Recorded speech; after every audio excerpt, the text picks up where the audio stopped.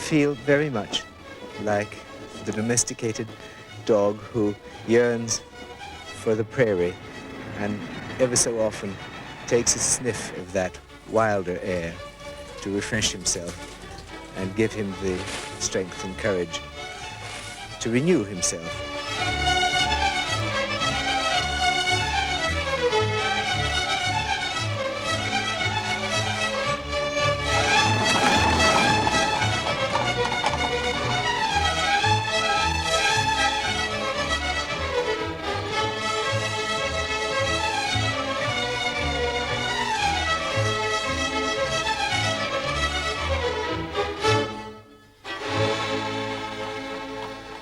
And so Yehudi Menuhin, violinist of the world, brings the old fable to life.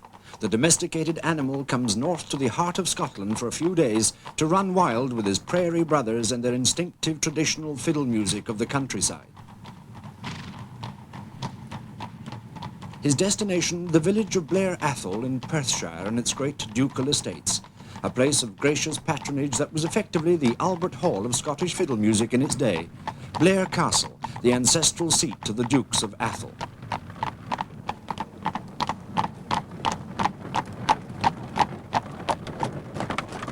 He was coming to Blair Castle to refresh himself at the grassroots of the indigenous folk culture that gave rise to the cultivated classical music of which he's such a maestro. But he came not to teach, but to learn. Here at Blair Castle, he would learn something of the authentic style of the folk fiddlers of Scotland. And his first lesson would be from an Aberdeenshire gardener, perhaps the greatest living exponent in Scotland, Hector MacAndrew.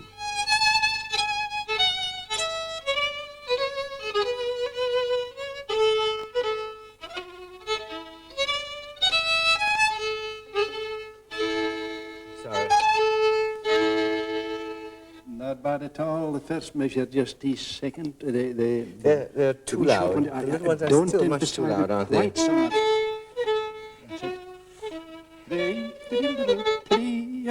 That's the way. Well, we tried together. I wasn't born a Scot. Oh, no.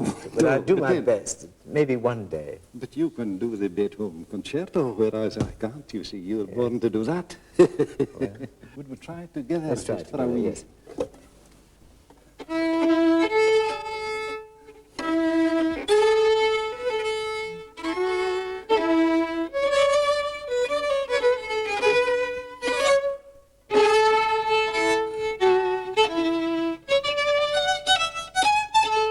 That's more like it. Put It's an still a long emphasis way. on your B and the...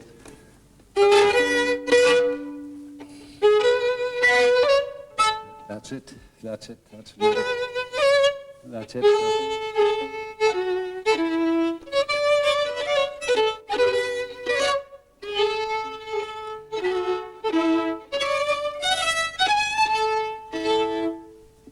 Oh, but it's not too bad. You're coming quite near it, you know. Coming quite near it. It's the rhythm. It's not the playing of the notes. It's the rhythm that's there. It's a rhythm, and of course the combination of the little grace notes and the proper bowing.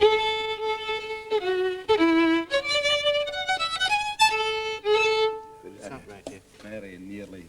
Well- That's the idea of the thing. That's. And tell me, it must be a very special occasion, quite apart from what it represents for me, to be in this room. But I believe this is a room that has heard your ancestors and where you Oh, yourself... definitely. My grandfather and my father too. My father worked at Blair Castle. They've had him play the bagpipes here, and my grandfather, who was taught by people Neil Gowes, he's played here too. What is extraordinary, it seems to me, is that the Scotch tradition of music has been part of the very life of the people. I mean, there was no village, there was no castle without its expression in music In and its music. musician who Yes. belonged, as it were, to the district. and yes. composed for every occasion. The little town of Dunkeld produced in Neil Gow the most celebrated of all the 18th century Scottish fiddlers. The Dukes of Athol were his patrons. Today, in the neighbouring hamlet of Inver, his birthplace is a place of pilgrimage for all lovers of traditional fiddle music. A weaver's son, Neil Gow taught himself fiddling at the age of 9, and by the time he was 18 was acclaimed the greatest player and composer in Scotland. His son, Nathaniel, became a musician of almost equal note. Neil Gow himself died in 1807 at the age of 80, still active as a teacher.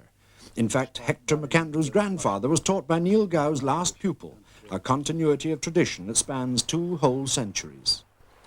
Perthshire has been a veritable cradle of violinists, hasn't it? Yes, a great many violins came out of Perthshire. Yes. There was the Macintoshes, Yes. Donald Dow. James Macpherson, where did he come? I guess no, but he came from Badenoch, away up Speyside, up in the Spey. Because he's a character that fascinates me. Yeah. With his gypsy mother. Yes. And his penchant for Robin Hood life. He went in cattle raids, stole cattle. Yes. And sold them, you see. But yes. That should be an inspiration for any violinist. Yes, but what he did with his gains, he stole from the rich, so to speak, yes. and to help the poor. And he was executed at Banff in 1700. On the scaffold, James Macpherson played a last tune for the crowd, then offered his fiddle to them. But no one dared to accept for fear of being implicated by showing too much sympathy. So Macpherson smashed it over his knee and contemptuously threw the broken fiddle to the crowd. The fiddle survives to this day, and so do the tunes, a constant inspiration to other players and composers. Some of the great symphonies of the world have been based on folk tunes. And one of the great examples, I think, is the Largo from the New World Symphony by Dvorak. I never knew that. I'd love to hear the Scottish version, the original. Well, I'll play a 2-3 bars as it was written as a pibroch for the bagpipe. And it is known as the Macintoshes Lament. And I only know a few bars as it was originally written, because I'm not a piper, but I picked this up from my piping friends.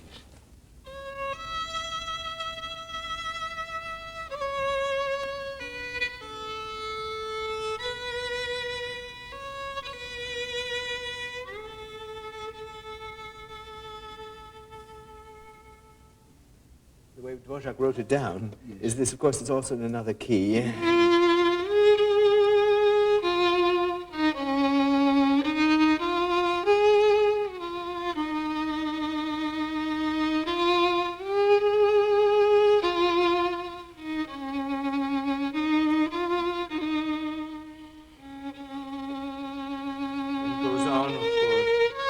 This isn't part of the... Is that still part of the original melody? This part, no, that's for the bagpipe. It's based on the 2-3 bars, you see. Yes. The probably people that went out to America from the Highland clearances took this music with them. Well, they're probably singing it when Dvorak heard them sing that he probably, thought, well, here's a bar, I can base my symphony or something, and that's how that came about, you see. Yes.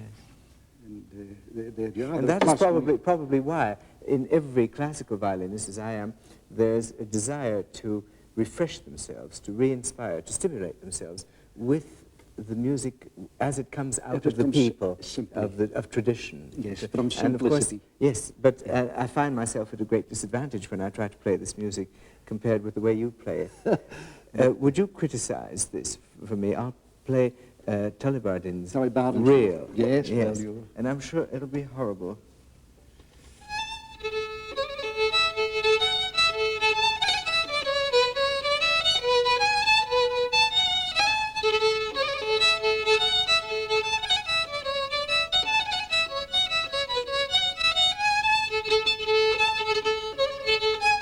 Having trouble with the bulls.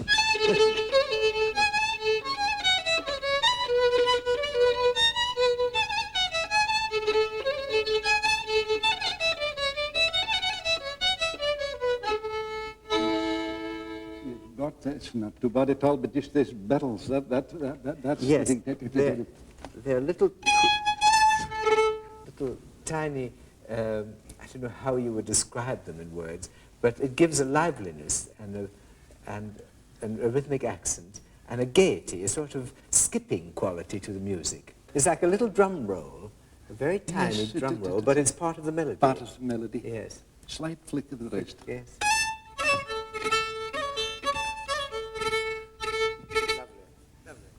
After my lesson, my first lesson, I wonder if you would play it through with me, play this through with me, and I hope I won't disgrace you. Yes, certainly. I won't do that. We'll try together.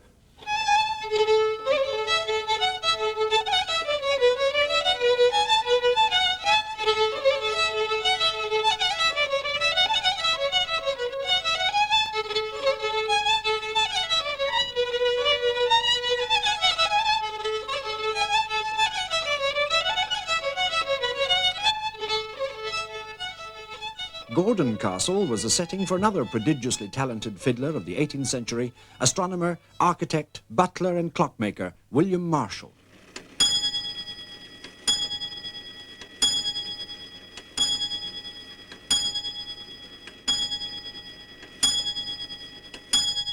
William Marshall was a self-taught genius. He was butler to the 4th Duke of Gordon for 30 years, then estates factor to his successor, the Cock of the North, the 5th and last Duke. Robert Burns met him at Gordon Castle and called him the finest composer of strathspeys of the age, yet he'd never had a violin lesson in his life. I don't think any part of the world has ever yielded as colourful a group of violinists as Scotland has. The others are just violinists, Yes. but these are so much more. They were blacksmiths, or they were swordsmen, or highwaymen, Yes. or clockmakers, or architects, and so on. They relied largely on the patronage of the landed gentry. Neil Gow, for instance, named one fine tune the Duchess of Athol's Slipper, and the Duke of Athol gratefully forked out a fiver for it. All this land here is Athol land. And the part we are now in was presented to the National Trust of Scotland by the late Duchess of Athol. Yes, but it doesn't keep violinists alive any longer, does it? Well, It did.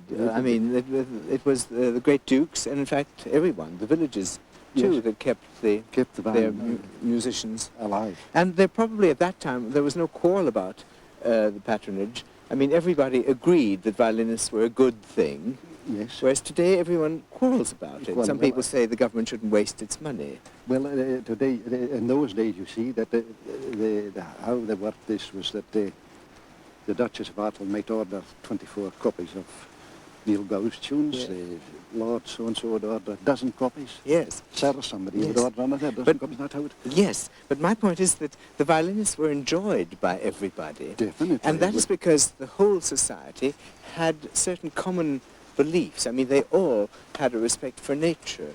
The events of nature brought about the music, like the seasons and the harvest. Neil Gow, he used to sit under a tree near his cottage and compose under the tree. Yes. Now, I there's no doubt that this tree and the woods and the different sounds must have inspired him. I believe that trees provided inspiration for music even before they provided wood for violins. Trees have always been an inspiration. Trees and the wind going through. And the is a wind sort going of a- through. In fact, Scotch music is largely out-of-door music, which proves the intimate relationship between the music of Scotland and nature.